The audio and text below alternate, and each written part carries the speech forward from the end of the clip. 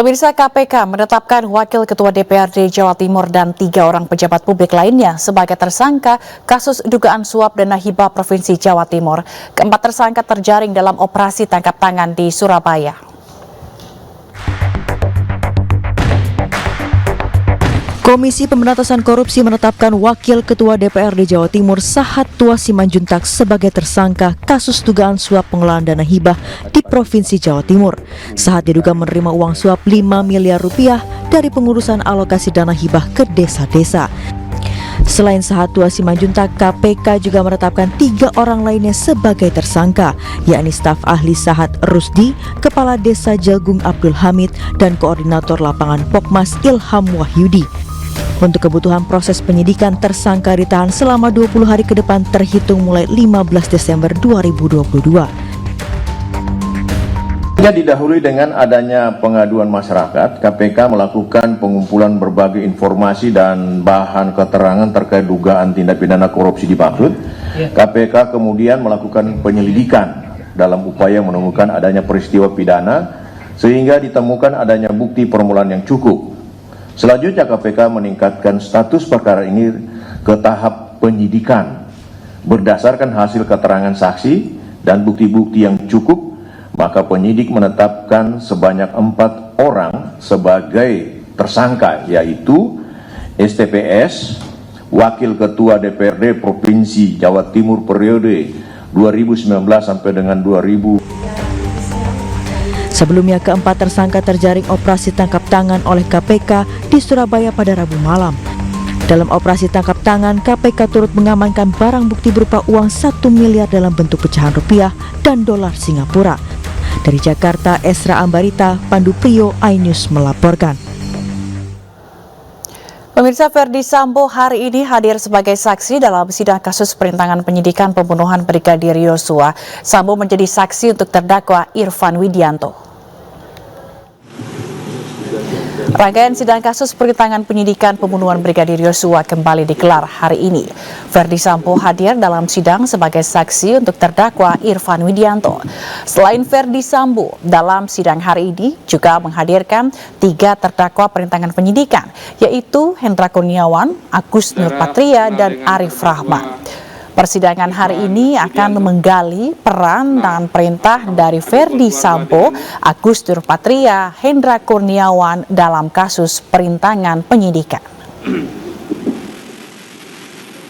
Sebelum sidang saya mulai, sampaikan bahwa di sidang pemeriksaan saksi hari ini, terdakwa perintangan penyidikan kasus pembunuhan Yosua, Hendra Kurniawan, menuding sidang etik yang dijalaninya tidak profesional. Hendra mengaku tidak mengerti atas putusan kode etik tersebut dan kini tengah menunggu hasil banding. Apakah saudara pernah di sidang kode etik Polri? Di sidang kode etik Polri. Putusannya apa? Tuntutannya pemberhentian dengan tidak hormat. Pemberhentian dengan tidak hormat. Putusannya itu ya, saksi ya? Betul. Baik. Kalau sebelumnya... Tapi upaya banding ya, Pak? Masih banding ya? Banding ya. Kalau sebelumnya saudara menjadi Karopaminal, menjadi Pati Dianma, itu promosi atau demosi? Setahu saya kalau tidak ada jabatan, itu demosi, Pak. Demosi, baik. Ya. Kenapa didemosi? Didemosi karena dimutasikan sebagai Pati Dianma karena permasalahan kode etik. Permasalahan kode etik. Memang ada masalah di kode etik saudara? Di kode etik kami diperiksa terkait masalah pertanggungjawaban sebagai kepala biro, di mana dinilai kurang profesional. Kurang profesional dalam kurang profesional dan kami masih melakukan upaya banding. Banding. Maksudnya upaya kurang profesional itu tentang apa ininya? Inti pokoknya dalam Mungkin pelaksanaan tugas saudara. Sedikit saya bisa jelaskan.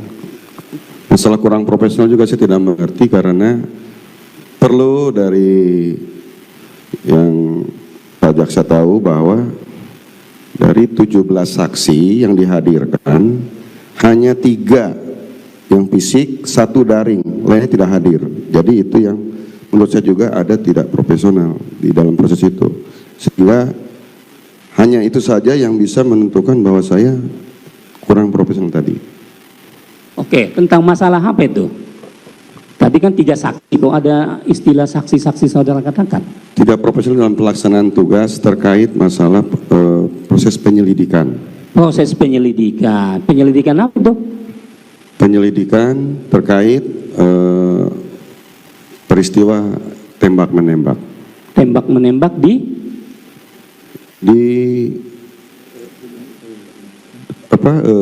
Duren 346. Duren 346 itu kediaman siapa itu? Rumah siapa? Pak FS Ferdi Sambo. Ya. Baik. Menko Polhukam Mahfud MD mengapresiasi jalannya sidang kasus pembunuhan Brigadir Yosua Huta Barat dengan terdakwa Ferdi Sambo. Menurutnya sidang berjalan dengan baik dan tidak ada yang perlu dicurigai. Negara mungkin itu ada alasan untuk itu, tapi saya tidak berkomentar, saya juga tidak tahu namanya. Menurut saya sidang kasus Sambo itu berjalan dengan baik, ya, berjalan dengan baik, sehingga mari kita ikuti. Hakimnya bagus, pengacaranya baik pengacara Sambo maupun pengacara Eliezer dan yang lainnya itu juga bagus, jaksanya sangat bagus, sehingga menurut saya tidak ada yang perlu dicurigai dari kasus ini. Kita tunggu dulu, karena memang ada yang emosi.